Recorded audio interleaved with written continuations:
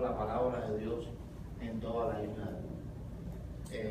Estoy muy contento de en esta tarde, noche, poder compartir con ustedes un pequeño estudio a manera de reflexión de cómo está nuestra vida en relación a la palabra de Dios, que es muy importante. Cuando uno mira la historia de la Biblia, de Génesis hasta el Apocalipsis, uno descubre que hubo un momento en que el pueblo de Israel o el pueblo de Dios en sentido general no llevaban la palabra como realmente tenían que llevar. Y ahí tenemos la triste historia del libro de los jueces. 120 años de historia, un caos total, y una de las cosas que Esdras vio cuando llegó a la ciudad fue que encontró el rollo de la ley tirado en un lugar. Y dice que él lloró muchísimo. Y eso, la exhortación es que la palabra nunca deje de estar cerca de nosotros, y más que cerca, viviendo en nuestras vidas. Así que por eso yo he titulado mi estudio Viviendo en la Palabra. Pero quiero ir a un pasaje en la Biblia, que es un pasaje curioso porque es la única vez en toda la Biblia que se usa ese término, tanto en español como en el idioma original. Nunca antes en toda la Biblia se usó ese término. Vamos a Colosenses 3:16.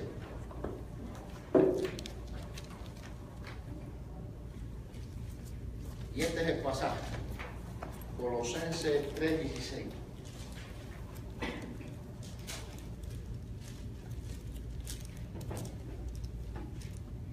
Dice: la palabra de Cristo mora en abundancia en vosotros, enseñando y exhortándonos unos a otros en toda sabiduría.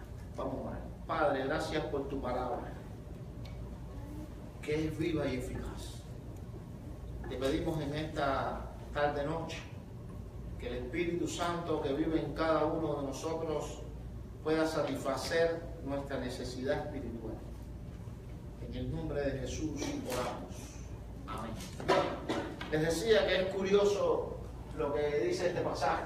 El pasaje continúa, pero quiero solamente resaltar la parte que dice: la palabra de Cristo mora en abundancia en vosotros, enseñando y exhortando unos a otros en toda sabiduría. Quiero hacer énfasis en la palabra cuando dice more.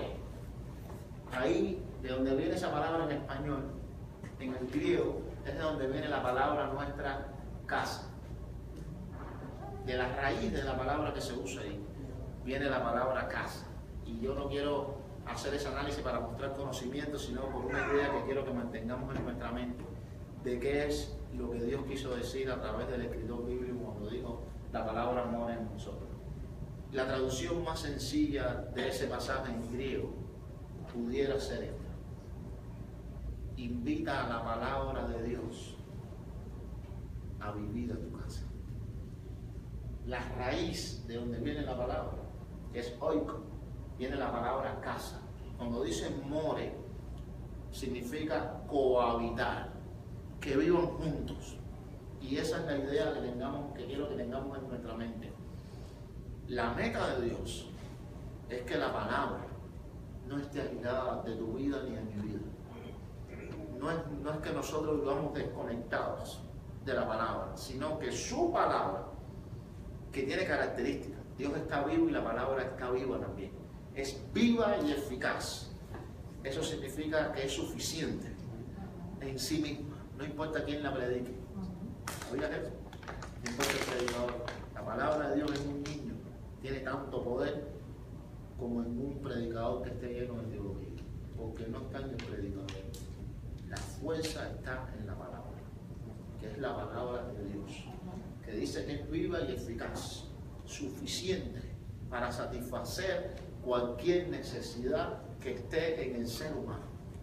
Es poderosa porque dice el pasaje que penetra, y usa una ilustración, penetra hasta partir los huesos y el tuétano, lo más profundo de nuestra vida. Y eso habla del poder que tiene la palabra, que es tan poderosa que puede transformar al ser humano completamente. Ahora bien, ¿cómo está la palabra en nuestra vida? Pero uno descubre en la Biblia algunas cosas, y es que hay cosas que pueden entorpecer la palabra. Y quiero que vayamos a un pasaje que conocemos muchísimo, teniendo en cuenta eso que le he compartido. La meta de Dios es que la palabra cohabite, viva junto contigo, junto conmigo, viva en nuestra casa. Eso significa para nosotros nuestra vida, viva en nuestra vida. Vamos a un pasaje que nos va a ayudar a entender que hay cosas que impiden que la palabra de Dios pueda hacer eso. La parábola del sembrador. Vamos a Mateo 13.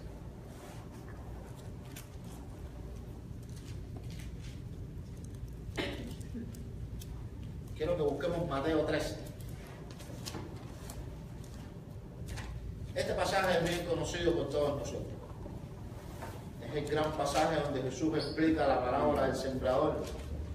Y esta parábola específicamente tenía una conexión con lo que queremos compartir. Tiene una conexión directa. Porque la meta de Dios es que la palabra abunde en abundancia en sus hijos. Pero cuando Jesús le explicó a los discípulos en Mateo 13, les dijo, hay cosas que entorpecen que la palabra se desarrolle. Y les explicó el significado de la palabra. Dice, el sembrador salió a sembrar.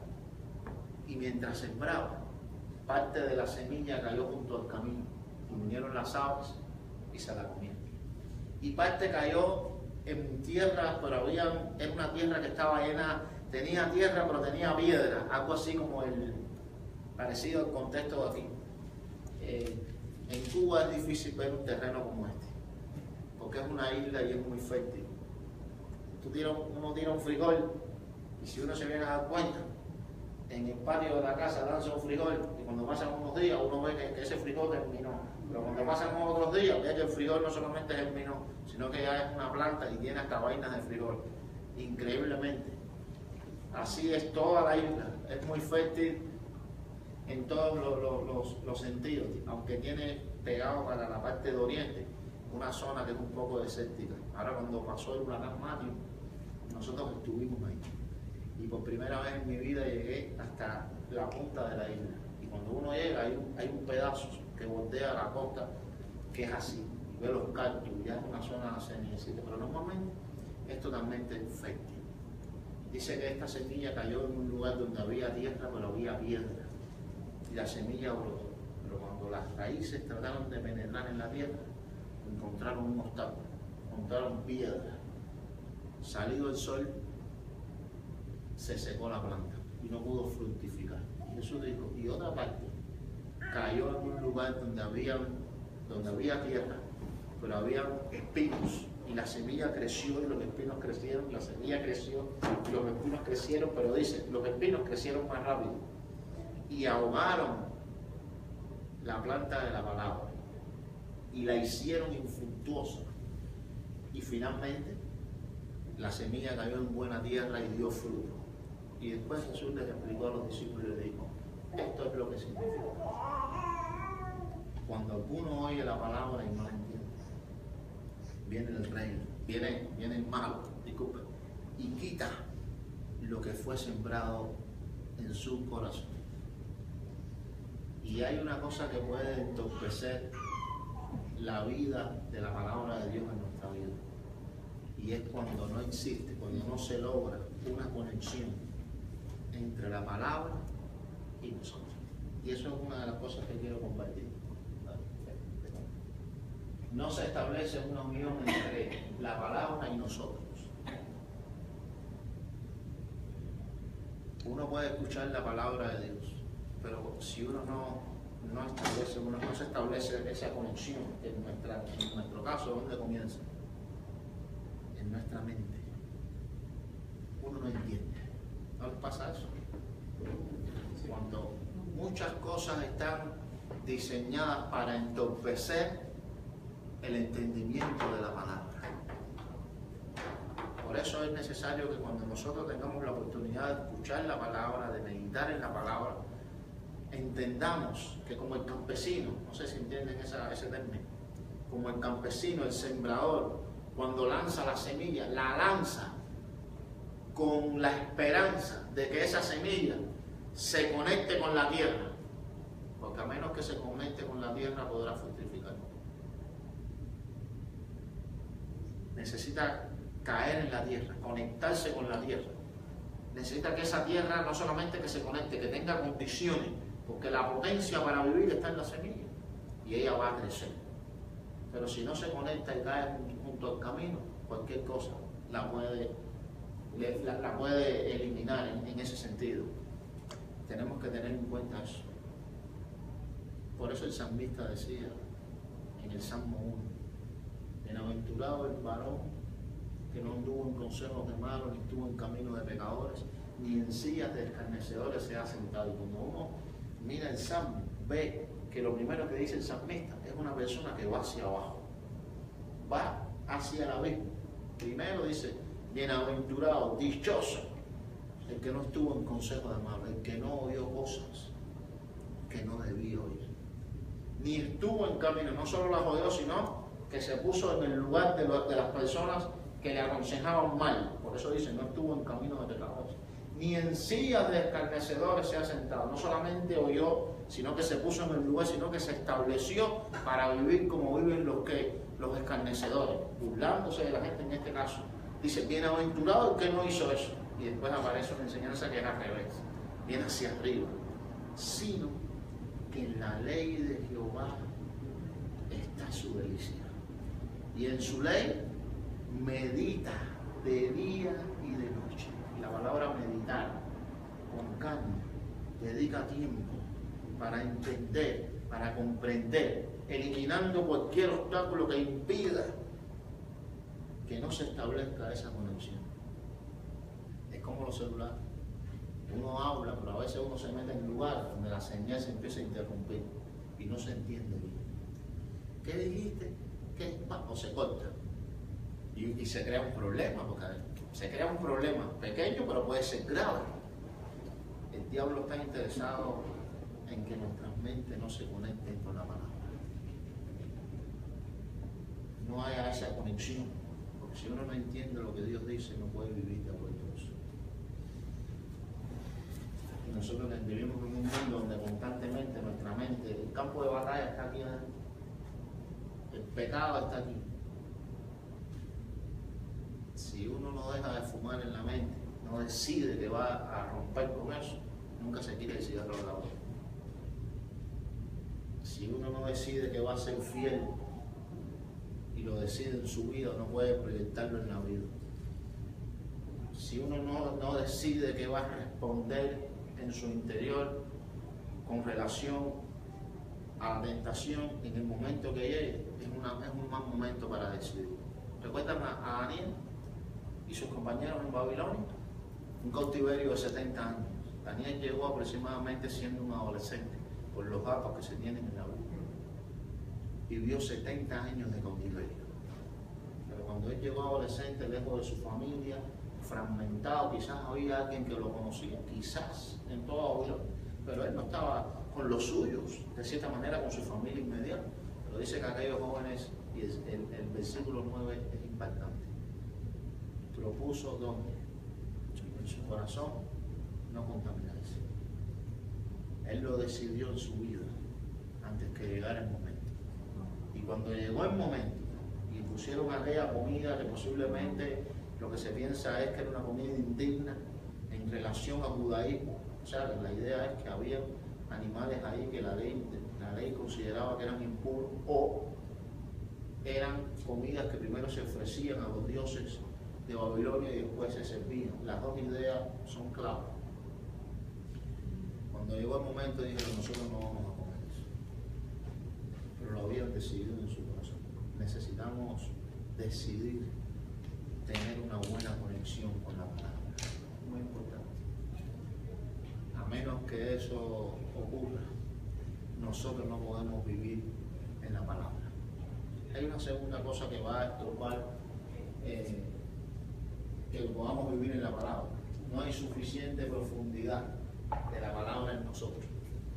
Dice la Biblia, y otra parte cayó en pedregales y brotó, pero pasado el tiempo, cuando salió el sol, se secó. Y es interesante una frase que aparece ahí en el versículo, cuando dice exactamente lo que voy a decir. Verso 21 dice, pero no hay raíz. Una pregunta para ti y para mí, que somos hijos de Dios. ¿Qué tan profunda está la palabra de Dios en tu vida? ¿Qué tan profunda está? Es como las secuoyas que están al norte de los Estados Unidos. Son árboles gigantescos que están ahí. Viven hasta 2000 años. Nunca se ha reportado en toda la historia de las secuoyas norteamericanas que una haya caído porque el viento la haya tumbado. Jamás. De hecho, hay una muy inmensa que tiene una, aquí le dicen, una speedway por el medio del tronco, ¿sí? En lo anchas que son. Jamás se han caído porque un viento las haya tumbado. Caen cuando terminan la vida. 2000 años, 2000 años, 1000 años, se empiezan a secar y caen, se desvanecen. Su secreto está debajo. Tienen raíces arraigadas profundamente y tienen otro secreto. Por debajo de la tierra, esos árboles buscan al otro árbol que es de su misma especie. Donde quiera que esté. Si uno está aquí y el otro está a 40 pies para allá, le lleva la raíz hasta aquel y aquel hasta este y se unen debajo, formando un colchón de raíces debajo de la tierra que nada las puede tumbar. Miren que hoy hay cada viento de doctrinas y falsas enseñanzas. Necesitamos estar arraigados a la palabra, no solamente conectados con ella, sino profundizando en ella, buscando, como le dijo Jesús a la mujer samaritana en Juan capítulo 4, mujer, el que beba del agua que está en ese pozo volverá a tener sed, pero el que beba del agua que yo ofrezco no tendrá sed jamás. Nada puede satisfacernos más que la palabra de Dios. Si no estás convencido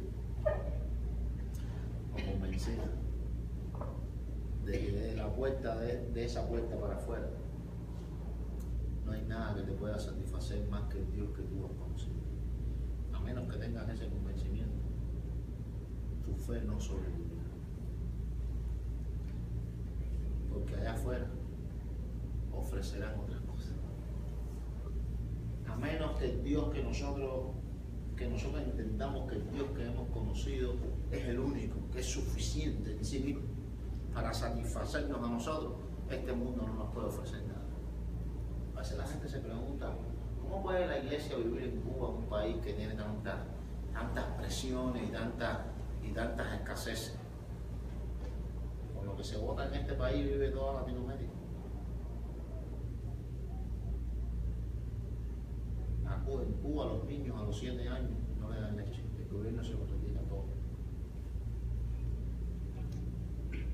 Y hay cosas que sí, como la salud, que uno no tiene que pagar nada, pero hay muchas dificultades y en los países nuestros hay muchas dificultades también. Un sistema totalmente médico en cuanto al evangelio. Las Biblias tienes que ahí en Cuba, usted viaja a la isla de Cuba desde un lado al otro y nunca va a encontrar una librería cristiana pueda comprar una postal por el día de, no sé, cosas como esas. Y la fe sigue avanzando. Porque sabe de qué se trata. No es de Cuba, ni es de Estados Unidos, ni es de nuestros países. Jesús se lo dijo a los discípulos. Le dijo, si quieren se pueden ir. No hay Dios. Cuando le dijo, ya, pero ustedes me han conocido, han visto lo que yo he hecho, pero si quieren se pueden ir. ¿Qué le dijo Pedro? Señor, aquí miremos. ¿A dónde iremos? ¿A dónde iremos si solo tú tienes palabras de vida eterna? Eso es para nosotros también. ¿A dónde iremos? El convencimiento de que de esa puerta para afuera nada puede satisfacerte. Nada puede darte lo que Dios te ha dado. Y la palabra de Dios es suficiente. Y tenemos que vivir para que ella se arraigue con fuerza en nuestra vida. de tal manera que produzca en nosotros los frutos que Dios quiere. Una tercera razón, son 4. No hay prioridad para la palabra. Es otra de las cosas que va a impedir que la palabra de Dios viva en nosotros. ¿Recuerdan la idea del principio? ¿Cuál es la idea de Dios? Cohabite, venga a vivir contigo a tu casa. Pero cuando uno lee la parábola del sembrador, encuentra que la semilla cayó en un lugar donde había espinos. Pero dice la Biblia que los espinos crecieron más rápido y la ahogaron. O sea, la palabra empezó a crecer, pero hubo un momento que se paró el crecimiento y los espinos crecieron más rápido. Y dice, y ahogaron la palabra. Es como que los espinos llevaban ventaja. Algo los estaba alimentando más a ellos que a la palabra. Y llegó el momento que la es como un niño. Yo tengo 2 niñas, casi Jimau, se llevan 1 año. Nosotros hemos tenido el privilegio de vivir solos desde que me casé con mi esposa hace 12 años y bueno, solitos ahí. Y entonces, ese primer tiempo de un niño que llega y al otro año llega el otro, eso no es fácil. Y yo recuerdo que estuvo en todo, el embarazo, todas las consultas aquellas kilométricas. Si hay algo que se demora, es la consulta de que atienden a las mujeres embarazadas. La doctora quiere saber, no sé si aquí es igual, pero allá son horas y horas. Yo siempre llevaba un libro, hace que lo leía completo. Porque son más de 50 embarazadas, las atienden a todos, entonces el médico quiere saber desde la A hasta la C.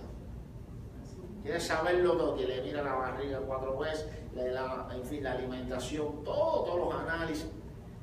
Y yo recuerdo que cuando nacieron las niñas, cuando nació la niña Denali, cuando nació primero, la llevaban y entonces la pediatra era midiéndole la cabeza, la medida, la talla, el pie, la cogía así, le quitaba toda la ropa y la levantaba así con las manitos para ver su...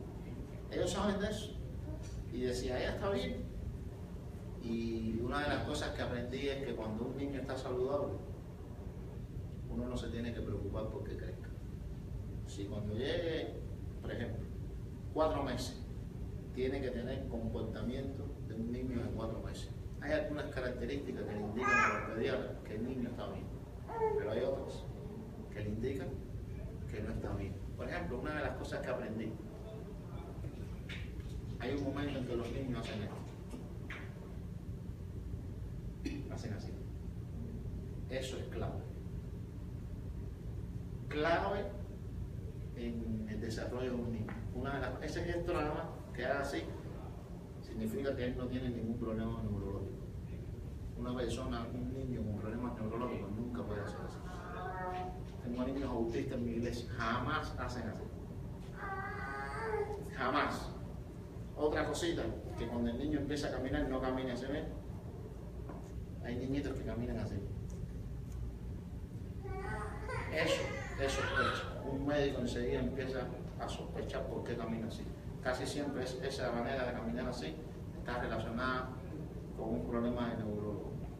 Te puede ser que a lo mejor lo haga así, pero si es que lo hace porque le gusta, eso hay que corregirle eso. Y así, y lo va a estudiar, es igual que nosotros. La palabra va creciendo y va creciendo. ¿Qué tan profunda está la Biblia en nuestra vida? ¿A dónde se ha arraigado? ¿Qué prioridad lleva?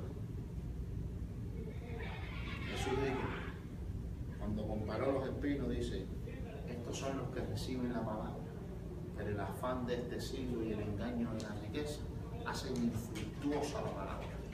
Fíjense que Jesús nunca atacó el dinero. Hay gente que piensa eso. El engaño de la riqueza. ¿Cuándo es que la riqueza se convierte en un engaño? ¿Cuál es el engaño de la riqueza? Cuando nosotros empezamos a creer que todo lo que necesitamos es eso. Por eso me gusta cuando Dios llevó al pueblo de Israel al desierto. Salieron de Egipto sin nada. Y la ropa, ¿qué dice la Biblia? ¿Qué dice? No se gastó. Sus zapatos no se envejecieron nunca. 40 años un solo par de zapatos.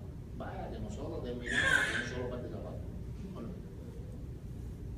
todo lo que necesitaban, Dios se lo fue dando en el desierto. Y así es igual. Todo lo que tú y yo necesitamos no son tus manos ni las mías. Es Dios. Él es el que sube. Por eso Él es el que tiene que tener la prioridad. Pero la vida de hoy ataca eso. Y nuestras oraciones son telegramas. ¿Entienden eso? Son como un texto de eso chiquitito. Porque hay otras cosas que hay una prioridad. Hay algo que lo pasa. La idea es lo urgente. Se está llevando lo importante. Y no siempre lo urgente es lo importante. Hay cosas que pueden esperar. Y nosotros tenemos que analizar en nuestra idiosincrasia, como decimos los cubanos, o en nuestra cultura donde vivimos, qué es la prioridad. Y después de algo, la prioridad siempre es la palabra de Dios. Porque yo quiero que mis hijas crezcan y que estudien. Y si quieren ser médicos, que sean médicos. Y si quieren ser abogados, que sean abogados. Pero yo no estoy tan preocupado por eso. A este mundo no le queda mucho. Yo estoy muy preocupado porque ellas entiendan el Evangelio. Eso es lo que entonces cuando yo veo que ellas a su edad hablan de Dios y oran, nosotros tenemos una regla en nuestra casa que espero que no se rompa.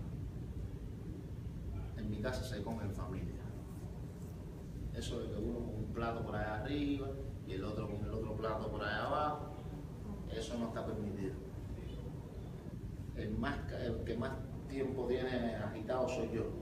Con el pastorado a tiempo completo, ahí sí es a tiempo completo. Sí.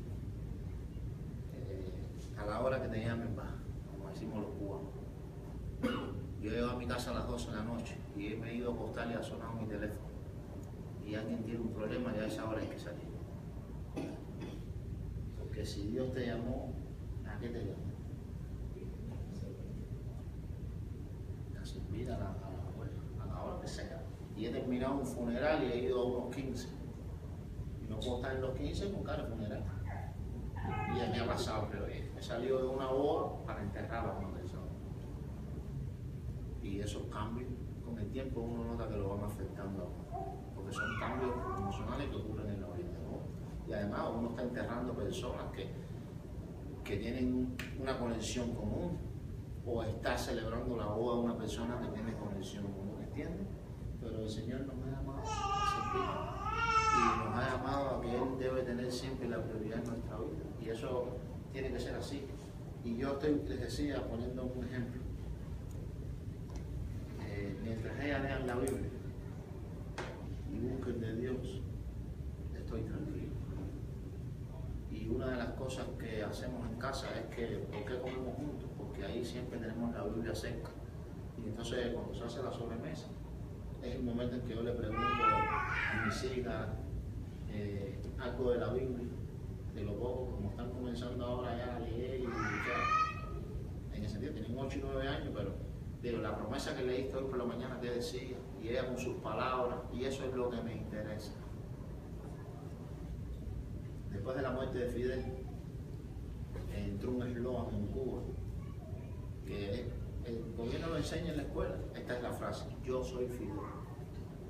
Y la gente en la escuela, a los niños se lo enseñan. Y los niños buscaban ese adoctrinamiento para nada me preocupa. Mientras la palabra de Dios esté viva en la mente de ella, nada de eso se podrá arraigar. Porque yo nací en un sistema materialista. Y conciencia, y todo se derrumba. Y como dijo Washington, el presidente de este país, uno del primer presidente, conocer la Biblia equivale a una carrera universitaria. Yo quiero que mis hijas sean profesionales, pero lo que quiero es que sean cristianas. Eso es lo que realmente me gusta. Que sean cristianas, que amen a Dios y que reciban a Cristo en el momento que tengan que tomar la decisión para aceptar a Cristo. Lo otro es secundario, hermano. La mayor ganancia de nuestra vida es la ganancia espiritual. Todo lo demás se queda. Todo se queda. Y como dijo el apóstol Juan, cuando escribió, no tengo yo mayor gozo que este, ver que mis hijos andan en la verdad. Y él se refería a sus hijos espirituales, que andaban en la verdad, su vida se proyectaba hacia la fe que ellos habían confesado en algún momento. Y eso es lo que hace falta. Finalmente, cuando uno lee la parábola ve que hay cosas que impiden, pero hay algo que sí va a permitir que la palabra de Dios viva en tu casa en abundancia, y es condición adecuada para que la palabra viva. Y dice, y finalmente la semilla cayó en buena tierra y dio fruto, y creció y produjo fruto a 30, 70, y en otro pasaje dice a 100 por uno. ¿Qué hace un campesino cuando va a sembrar y quiere una buena cosecha? Acondiciona la tierra. Si hay espinas, las quita. Si hay piedra, las aparta. Si la tierra es árida, le suministra humedad, la riega, abono, en fin, fertilizante, las cosas. Acondiciona el terreno para cuando llegue el momento de plantar la semilla encuentre las condiciones adecuadas para crecer y dar fruto. ¿Recuerdan cuando compartí la idea de que la palabra de Dios cohabita en la vida de uno? Es lo mismo que cuando uno invita a una persona a su casa. Cuando cada uno de nosotros invitamos a alguien a nuestra casa, ¿qué hacemos? Preparamos la casa ¿para qué? Para que la visita se sienta como. ¿Se sienta bien? En ambiente. ¿Se sienta bien acogido? ¿Sí o no? Sí, y si son las mujeres, tienen la cocina para abajo. Y lo friegan todo. Y el baño todo, y en fin, usted ve que aquí no se tira tanta agua, pero en los países de nosotros, cubos y cubos de agua, y para que todo esté bien limpio. De tal manera que cuando la persona llegue, se sienta. Nadie invita a una persona y le dice, mira, tú puedes entrar, a lo único que tú puedes entrar en mi casa es al baño. No puedes ir a la cocina, no puedes ir al cuarto de arriba, no puedes ir al traspatio, no puedes ir al hall. Nadie invita a una persona para decirle así. ¿Sí o no? Cuando llega la visita, ¿qué le decimos? Esta casa es tuya. Y si no, siéntete como en tu casa. Abre el frío y coge lo que tú quieras y ve para aquí, ve para allá. De tal manera que la persona se sienta acogida. Oye, tú no tienes que tener pena, tú estás en tu casa. Eso es una cosa que la gente dice. Bien. Porque uno quiere que se sienta bien. Y la palabra de Dios, ¿a qué área de nuestra vida la estamos invitando? A veces le decimos a Dios, tú nada más que tienes derecho a esto. Tú no tienes derecho a esto. Esto es mío. Mi vida es mía, tuya. ¿Cuándo fue que la compraste? ¿En qué momento se te dijo que era tuya? Porque yo creo que es más prestada que nuestra. ¿Sí o no? Y esa es la idea. La idea es que abramos la puerta de nuestra vida a la palabra de Dios, de tal manera que ella vaya entrando a todos los lugares de nuestra vida. Tu vida no es tuya, es de Dios. Mi dinero no es mío, es de Él. Todo, mis hijos no son míos, son de Él. Todo. Porque al final, ¿qué hicimos nosotros? Para tener esto, para tener lo otro.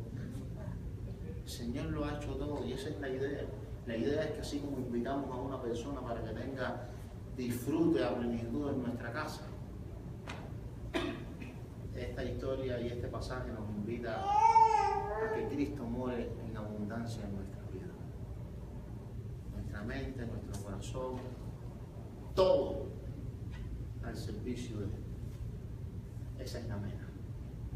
Cuando hagamos eso, nuestra vida entonces comenzará a dar frutos para el reino de Dios. La mayoría de las iglesias hoy en día están desenfocadas. Un termómetro nada más y termino. Las oraciones que hace la gente.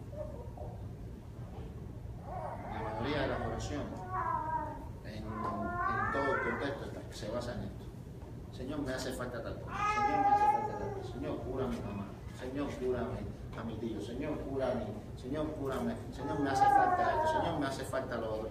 Todo está relacionado hacia dónde.